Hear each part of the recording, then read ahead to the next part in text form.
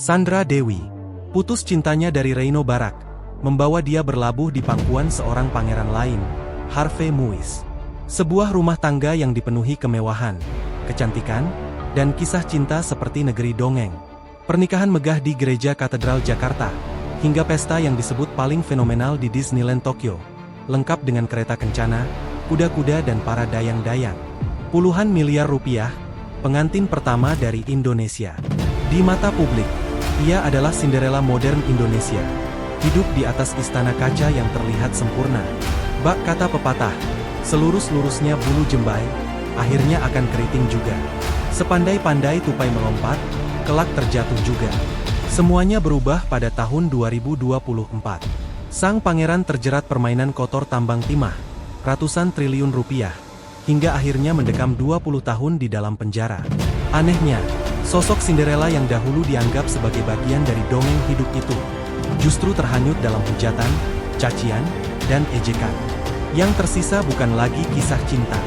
Rumah megah, perhiasan, tas mewah kelas dunia, hingga mobil-mobil mewahnya disita negara. Terpuruk, jatuh, namun publik seolah tak menyisakan empati dan iba untuknya. Yang kini kereta kencananya berubah labu busuk, sepatu kacanya berubah sandal putus. Sandra Dewi, Cinderella yang terjungkal. Mengapa semua membencinya?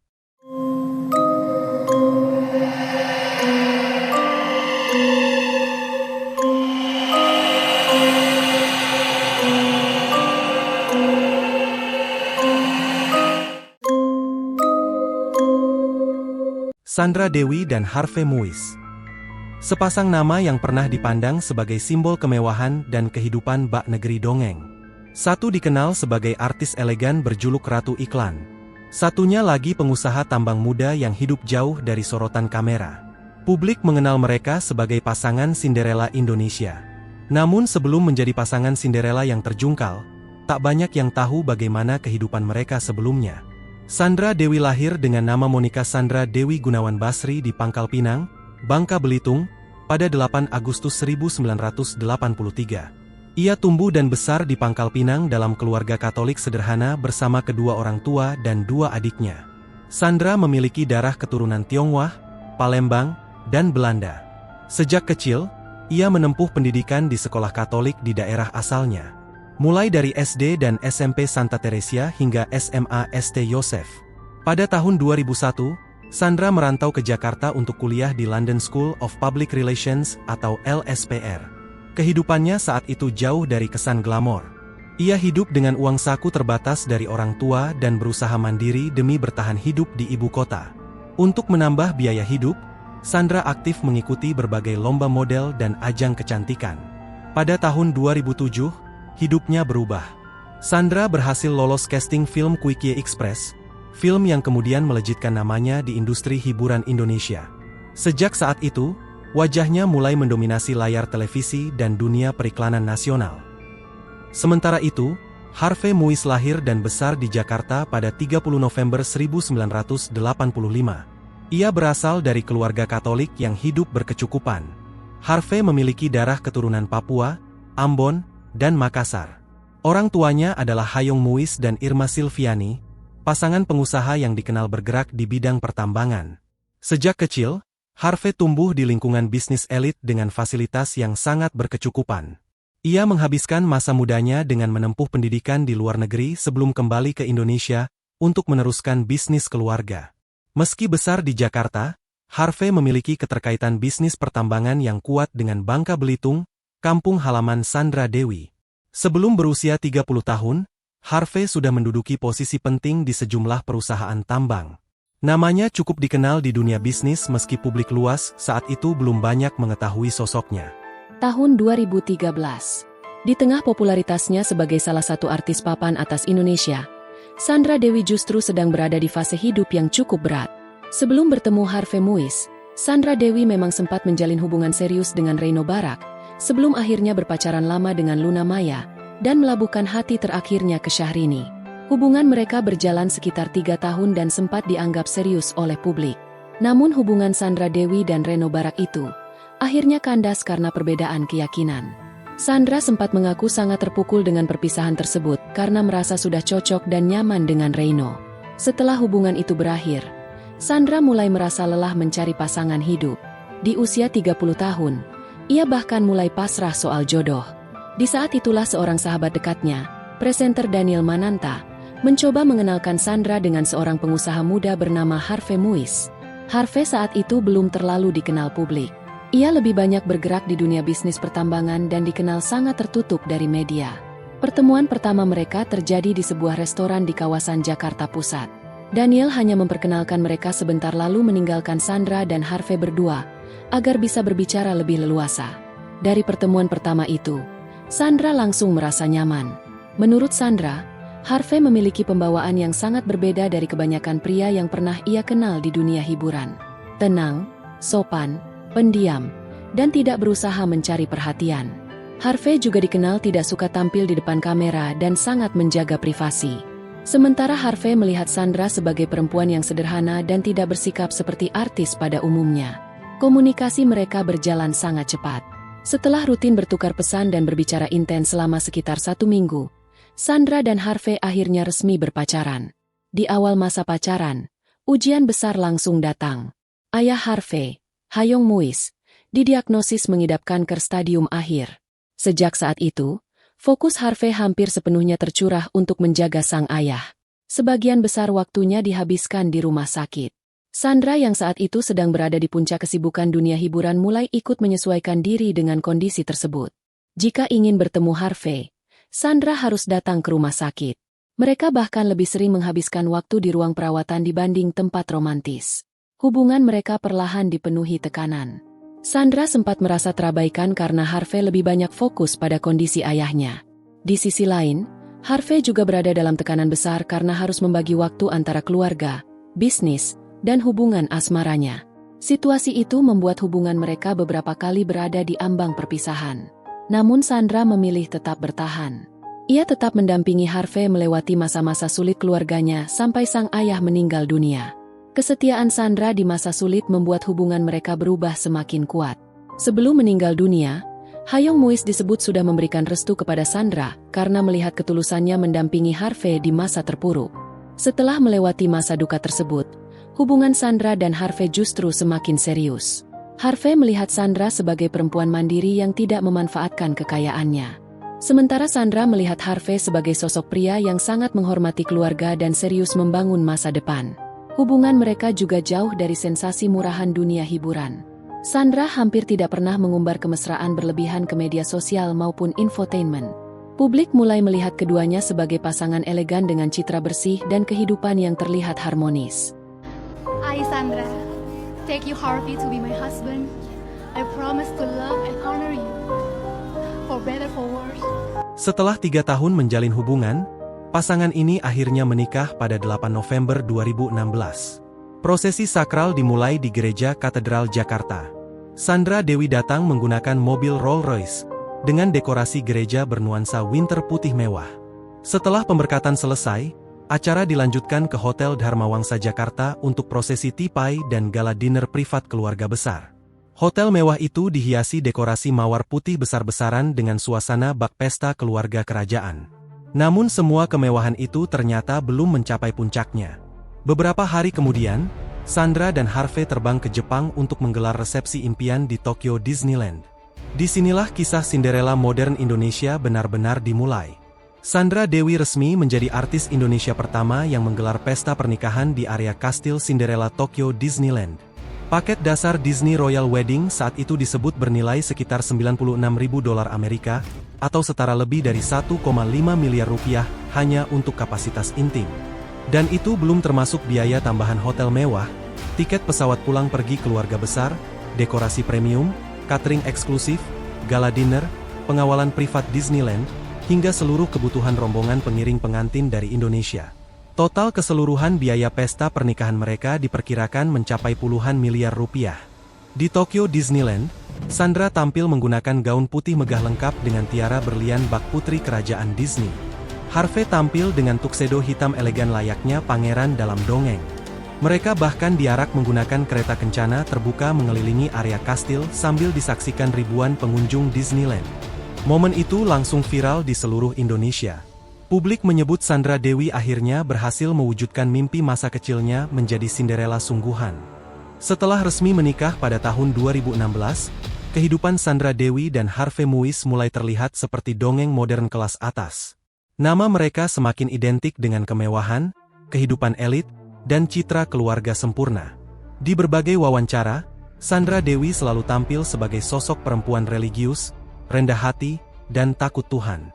Ia bahkan beberapa kali mengatakan bahwa dirinya tidak suka memamerkan kekayaan karena merasa di atas langit masih ada langit. Namun di media sosial, kehidupan mereka justru terus dipenuhi sorotan fasilitas mewah bernilai fantastis. Publik mulai melihat pasangan ini sebagai simbol kemapanan dan privilege tingkat tinggi. Pada tahun 2017, Sandra mulai menikmati kehidupan sebagai pengantin baru. Harvey dikenal sangat royal terhadap istrinya.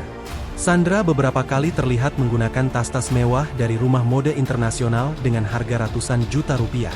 Perhiasan, jam tangan, hingga koleksi fashion branded mulai menjadi bagian dari citra glamor mereka. Di akhir tahun yang sama, kebahagiaan mereka semakin lengkap setelah lahir putra pertama mereka, Rafael Muiz, pada 31 Desember tahun 2017. Kelahiran anak pertama itu langsung menjadi perhatian publik. Mulai dari baby shower, fasilitas rumah sakit, hingga berbagai perlengkapan bayi mewah yang mereka gunakan ikut menjadi sorotan media. Memasuki tahun 2018, Sandra dan Harvey pindah ke rumah mewah berlantai 4 di kawasan elit Jakarta Selatan. Namun puncak perhatian publik terjadi pada tahun 2019. Pada tahun itu, Harvey membeli sebuah jet pribadi Bombardier Challenger 605. Yang membuat publik geger, jet tersebut disebut sebagai hadiah ulang tahun untuk putra sulung mereka, Rafael, yang saat itu baru berusia 2 tahun yang ternyata hoaks. Di tahun yang sama, Sandra melahirkan putra kedua mereka, Michael Muiz, pada 2 September tahun 2019. Memasuki periode tahun 2020 hingga 2022, gaya hidup mereka semakin sering menjadi perhatian. Liburan keluarga kelas premium terus muncul di media sosial. Harvey bahkan disebut membeli rumah singgah mewah di Australia untuk keluarga mereka. Sementara itu, Sandra terus tampil dengan koleksi fashion mewah bernilai fantastis. Tas-tas limited edition, perhiasan mahal, hingga outfit bernilai ratusan juta rupiah terus menjadi bahan pembicaraan netizen. Pada tahun 2023, Harvey kembali menjadi sorotan setelah menghadiahkan mobil Rolls-Royce Ghost untuk ulang tahun Sandra yang ke-40 tahun. Mobil mewah dengan plat nomor khusus itu diperlihatkan dalam unggahan yang langsung viral di media sosial. Banyak publik melihat Harvey memperlakukan Sandra layaknya seorang ratu. Di titik itu, nama Sandra Dewi dan Harvey Muiz benar-benar berada di puncak citra pasangan elit Indonesia. Kaya, harmonis, religius, penuh kemewahan, dan nyaris tanpa kontroversi. Bak kata pepatah, bulu zembai akhirnya kelak akan keriting juga. Roda pedati akan tetap berputar juga. Memasuki akhir tahun 2023, publik Indonesia mulai digemparkan oleh penyelidikan besar yang dilakukan Kejaksaan Agung, berkaitan dengan dugaan korupsi tata niaga komoditas timah di wilayah izin usaha pertambangan PT Timah periode 2015 hingga 2022. 22 orang ditetapkan tersangka, dan 5 perusahaan. Pada 26 Maret tahun 2024, publik dikejutkan dengan penahanan Helena Lim, pengusaha yang dikenal sebagai Crazy Rich Pantai Indah Kapuk. Namun sehari setelahnya, perhatian publik benar-benar meledak. Pada 27 Maret tahun 2024, Kejaksaan Agung resmi menetapkan Harvey Muiz sebagai tersangka ke-16 dalam kasus korupsi timah. Nama yang selama ini dikenal sebagai suami Sandra Dewi mendadak muncul mengenakan rompi tahanan merah muda. Momen itu langsung viral di seluruh Indonesia. Awalnya kerugian disebut mencapai sekitar 271 triliun rupiah. Namun setelah penghitungan lanjutan bersama ahli lingkungan dan Badan Pemeriksa Keuangan, angka tersebut meningkat menjadi sekitar 300 triliun rupiah. Jumlah itu membuat kasus timah langsung disebut sebagai salah satu kasus korupsi terbesar dalam sejarah Indonesia. Sosok yang sebelumnya identik dengan pernikahan ala Disney, rumah mewah, dan jet pribadi kini berdiri sebagai tersangka kasus korupsi raksasa. Dalam konstruksi perkara, Harvey disebut berperan sebagai perpanjangan tangan PT Refine Bangkatin atau RBT untuk mengondisikan aktivitas penambangan liar berkedok kerja sama sewa alat peleburan timah. Pada 1 April tahun 2024, tim penyidik menggeledah rumah mewah 4 lantai mereka di kawasan Pakubuwono, Jakarta Selatan. Rumah yang sebelumnya sering dipuji netizen karena interior bak hotel bintang 5 kini dipenuhi aparat penyidik. Satu persatu aset mewah mulai disita negara. Mulai dari mobil Rolls-Royce yang sebelumnya menjadi hadiah ulang tahun Sandra Dewi, Mini Cooper pribadi, perhiasan, dokumen penting, hingga rekening bank milik Harvey dan Sandra Dewi yang ikut diblokir. Setelah Harvey Muiz resmi ditetapkan sebagai tersangka korupsi timah, perhatian publik perlahan mulai mengarah kepada Sandra Dewi. Awalnya, banyak orang masih bersimpati. Sandra dianggap hanya seorang istri yang tidak mengetahui urusan bisnis suaminya. Citra Sandra sebagai artis elegan, religius, dan jauh dari kontroversi masih cukup kuat di mata masyarakat. Namun semuanya berubah hanya dalam hitungan hari.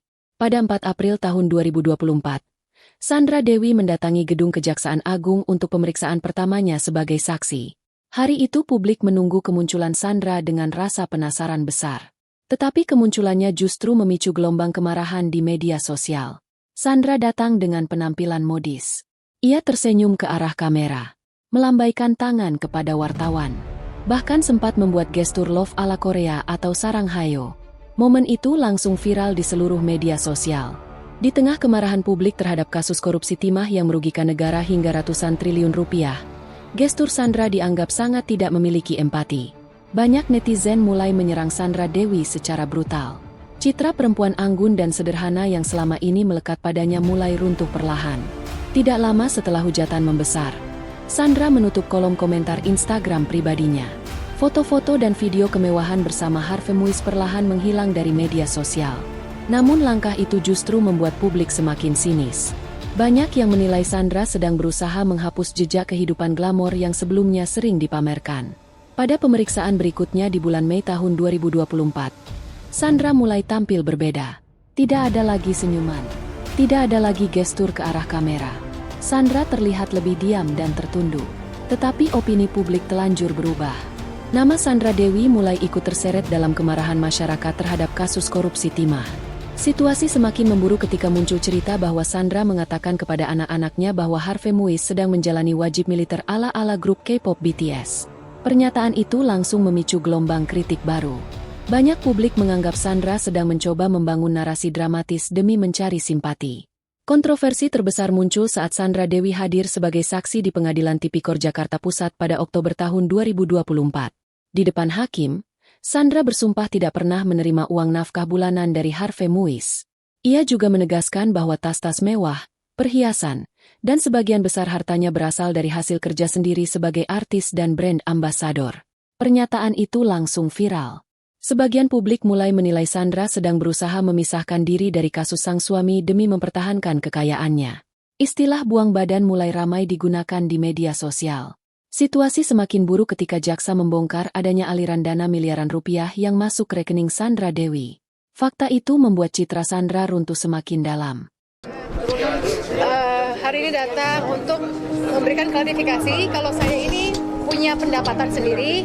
Tas-tas itu sudah 10 tahun saya mendapatkan endorsement dari lebih. Desember tahun 2024, Majelis Hakim Pengadilan Tipikor Jakarta Pusat membacakan vonis tingkat pertama. Harvey Muiz dijatuhi hukuman 6 tahun 6 bulan penjara dan denda 1 miliar rupiah. Vonis itu langsung memicu gelombang kemarahan besar di masyarakat. Publik menilai hukuman tersebut terlalu ringan dibanding besarnya kerugian negara yang mencapai ratusan triliun rupiah.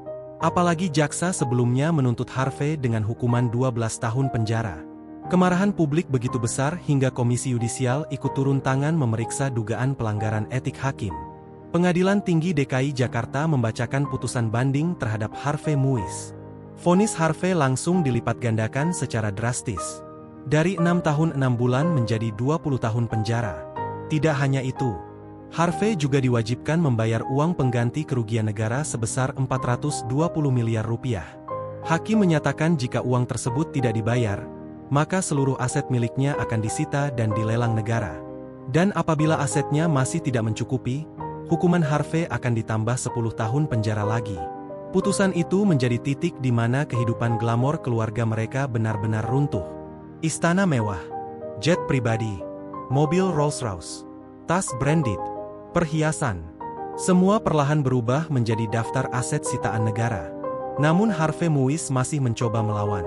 Pada 25 Juni tahun 2025, pihak Harvey mengajukan permohonan kasasi ke Mahkamah Agung. Mereka berharap hukuman 20 tahun itu bisa diperingan. Tetapi harapan tersebut kandas. Mahkamah Agung menolak permohonan kasasi Harvey Muiz. Pada 1 Juli tahun 2025, putusan itu resmi berkekuatan hukum tetap atau inkrah. Harvey tetap wajib menjalani hukuman 20 tahun penjara dan membayar uang pengganti sebesar 420 miliar rupiah. Tidak lama setelah putusan inkrah keluar, Kejaksaan Agung langsung melakukan eksekusi. Harvey Muiz resmi dijebloskan ke Lembaga Pemasyarakatan Cibinong untuk menjalani masa hukuman panjangnya. Sementara itu, Sandra Dewi perlahan mulai kehilangan seluruh simbol kemewahan yang selama ini melekat pada hidupnya. Tekanan publik tidak pernah benar-benar berhenti. Gugatan keberatan aset yang diajukan Sandra terus menuai hujatan di media sosial. Publik menilai Sandra masih berusaha mempertahankan kemewahan di tengah kasus korupsi terbesar Indonesia. Hingga akhirnya pada 28 Oktober tahun 2025, Sandra Dewi resmi mencabut gugatan keberatan atas penyitaan aset di Pengadilan Negeri Jakarta Pusat. Bukan karena sadar dan isyaf, tapi sudah terjepit dan ingin menghindari untuk menghentikan pendalaman penyidikan terhadap dirinya. Karena, jika Sandra Dewi terus bersikeras maju melawan di pengadilan sementara bukti aliran dana 3,1 miliar rupiah dari Harvey Muiz dan Helena Lim ke rekeningnya sudah terpampang nyata, ia berisiko besar ikut terseret dan ditetapkan sebagai tersangka aktif tindak pidana pencucian uang, TPPU, dan tentunya penjara juga. Setelah Harvey Muiz resmi menjalani hukuman 20 tahun penjara di Lapas Cibinong, kehidupan Sandra Dewi berubah total.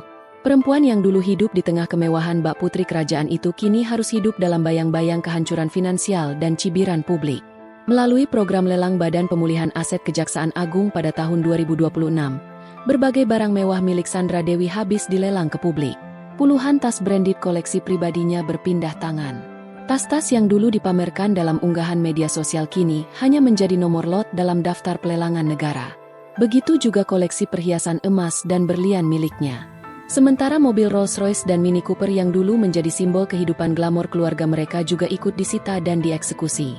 Tidak berhenti di situ.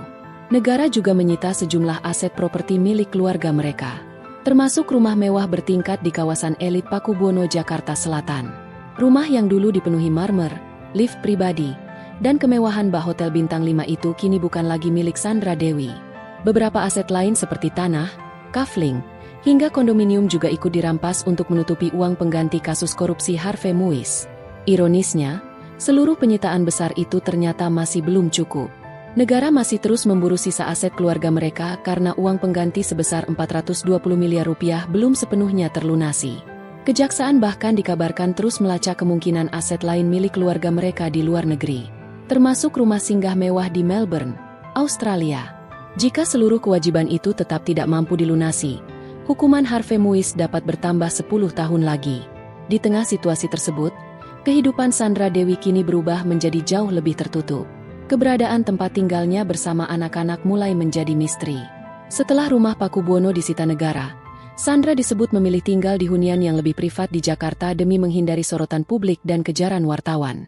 Kini kehidupan Sandra Dewi benar-benar berubah drastis. Tidak ada lagi parade tas mewah. Tidak ada lagi pesta bak negeri dongeng. Tidak ada lagi citra keluarga sempurna yang dulu dipamerkan ke publik. Dalam waktu singkat, kehidupan yang dulu terlihat seperti kisah Cinderella modern berubah menjadi salah satu kejatuhan paling pahit di Indonesia. Kereta kencana itu kini telah membusuk menjadi labu, dan sepatu kaca berkilau itu telah berganti menjadi sandal jepit yang putus.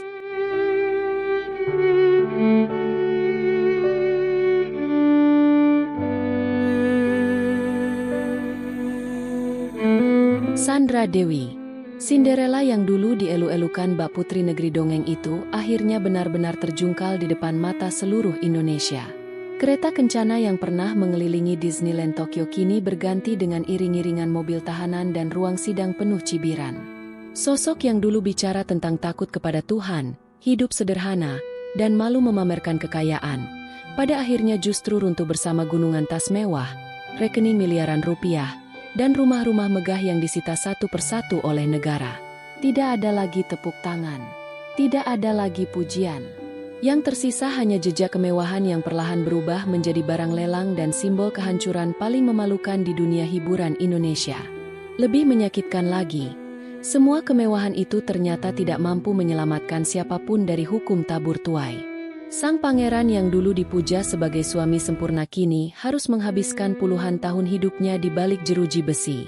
Sementara sang Cinderella hidup dalam bayang-bayang hujatan publik, kehilangan istana, kehilangan kehormatan, dan kehilangan citra yang selama ini dibangun mati-matian di depan kamera. Dunia akhirnya melihat bahwa senyum manis, doa-doa religius, dan citra keluarga sempurna ternyata bisa runtuh ketika uang haram mulai dikuliti di ruang persidangan. Dan mungkin inilah akhir paling tragis dari kisah dongeng modern itu. Bukan karena mereka jatuh miskin, tetapi karena mereka jatuh dalam keadaan topengnya terbuka. Sebab semewah apapun kehidupan dibungkus dengan pencitraan, jika pondasinya dibangun dari penderitaan rakyat dan kehancuran alam, maka cepat atau lambat semuanya akan roboh dengan cara yang paling hina. Tidak menyisakan mahkota, tidak menyisakan kemuliaan, hanya menyisakan nama yang akan terus dikenang sebagai Cinderella yang terjungkal. Sandra Dewi, mantan Cinderella, kereta kencana itu kini telah membusuk menjadi labu, dan sepatu kaca berkilau itu telah berganti menjadi sandal jepit yang putus. Tus, tus, tus.